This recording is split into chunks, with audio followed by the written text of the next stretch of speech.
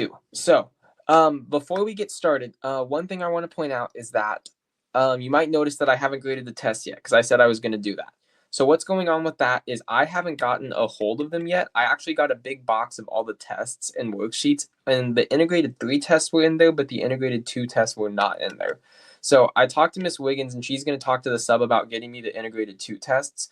At this point, what I'm probably going to do is wait until after Thursday, when you take the topic 2 test. That way I can just get topic 1 and topic 2 at the same time, and then I can grade them both, and then we're going to be all the way caught up on tests. Hopefully I can get those either probably Friday. I would try to get those on Friday, and then that way I can grade all the tests and you'll be all caught up on grading. That said, as far as the tests are concerned, again, they're open notes, so you can use this review on the tests, for 1. For 2, I want you to not leave anything blank. Sometimes in integrated 3, there was a couple questions that students would leave completely blank, and even they would write something that was on the right track and then erase it. Don't do that. Just leave it there, because I can give you partial credit if you don't erase it.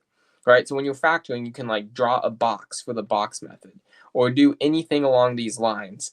And when you do that, that allows me to give you partial credit. And I give a lot of partial credit, and even more than I usually would because I'm not there right now. So that said, please don't leave anything blank. At least draw a box, write some numbers, do something. Okay, that said, let's get into the actual review. All right, so our easy ones, if you remember the general form, is we've got an A, a B, and a C. Right? A, in this case, is a 1. It's that invisible 1 in front of the N. That's our A. The -5 is our B. And then that 6 is our C. And whenever A is 1, those are our easy ones, right? Because we don't have to do any of the box or the diamond or any of that stuff. All we're looking for is we want 2 numbers that multiply and give us C. And then 2 numbers that those same 2 numbers need to add and give us B. All right, so the idea is first of all, be aware of the signs, what's going on, right? Because realize that we need to multiply to a positive number. So that gives us 2 options. It's either 2 positives or it's 2 negatives, because that's how you multiply to a positive, right? And since we want to add to a negative, right, a positive plus a positive is a positive. Like 3 plus 3 is not -6, it's 6. So we're going to need 2 negatives, right? So that tells us the only way to multiply to a positive and add to a negative was that we need 2 negatives. All right, so we need both of these numbers to be negative. So think about all the things that multiply to 6. We've only got a couple options, right? They're both negative. It's either -1 and -6 or -2 and -3. And -2 and -3 are the only ones that add to -5, right? Because -1 and -6, while that does work here, it does multiply to 6, that does not add up to -5. That adds up to -7. All right, so those 2 numbers, those are your factors. X minus 2, X minus 3. That's your answer, right? It's like you just slap an X in front of it, put them in parentheses, that's your answer. All right, let's do another one. Same type of deal here, right? Because we got that invisible 1 in front of that first term, in front of that one that is being squared. So this is going to be an easy one. All right, so here's what we're looking at. We want 2 numbers, same thing again. We want to multiply to C, and we want to add to B. And it's got to be the same 2 numbers. So think about what multiplies to 36 and find something that adds to 12. Right, these are the easiest ones of all when it's a bunch of, when they're all plus signs, right? Because it tells us we're looking for 2 positive numbers, so we don't have to deal with any negatives, because we want to multiply to a positive and we want to add to a positive. The only way to do that is going to be 2 positive numbers. So if you're thinking about what multiplies to 36, you got 1 and 36, that does not add up to 12. You got 2 and 18, that also does not add up to 12. 4 and 9 multiplies to 36, but that is 13, not 12. So the one other thing that multiplies to 36, 6 times 6, that does work, right? Because 6 times 6 is 36, 6 plus 6 is 12. So again, we can just slap an x in front of them. X plus 6, x plus 6. Those are our factors, right? That's 2 6s. All right. Let's do another one.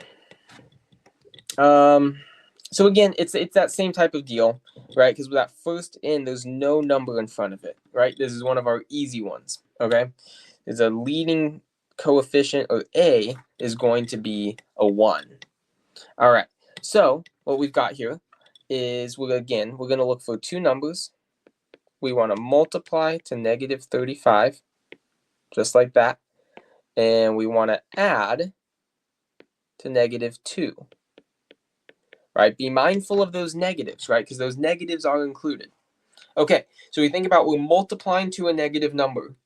If we're going to multiply to a negative number, that means one of the things that we're multiplying has to be positive and the other thing has to be negative. So we need a positive and a negative number, because that's how we multiply and end up with a negative.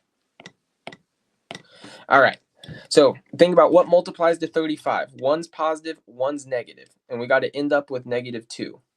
All right, so 35, there's only two ways we can actually multiply to 35, unless I'm completely missing one. No, I'm not. Either 1 and 35, and that's not going to work, right? Because you either have 35 minus 1 or 1 minus 35. That's not going to give us negative 2. Or the other thing that multiplies to 35 is 5 and 7. But again, one of those has got to be a negative. The question is, which one's the negative, right? Well, what we're looking at is that right there. That's the key, right?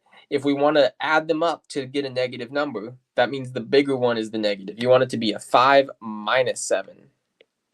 Because if that was a plus 2, it would be the other way around, right? You would want 7 and then minus 5 to get to 2. But it's a negative 2, so we want that bigger number to be the one that is negative. And again, as always, we've got our two numbers. We've got the 5, we've got the negative 7. Those are going to be our factors. X plus 5, x minus 7. All right, number 4, I'm going to run through a little quicker just because I don't want to make a super long video here. You're just looking for this. It's a leading 1, right? That a is a 1, so we want to multiply to 8, add up to 6, and those numbers are going to be a 2 and a 4. All right, next I'm going to go a little bit out of order because I want to do the ones that are similar to each other first.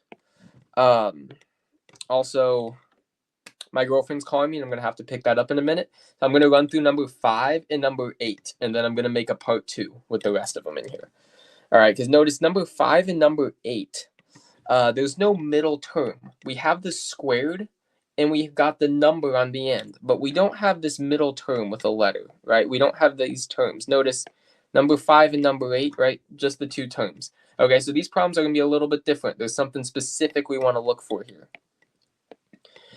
And what that is, what you want to look for, it's called a difference of squares. Maybe the subs mentioned this, or maybe Miss Moore's gone over this.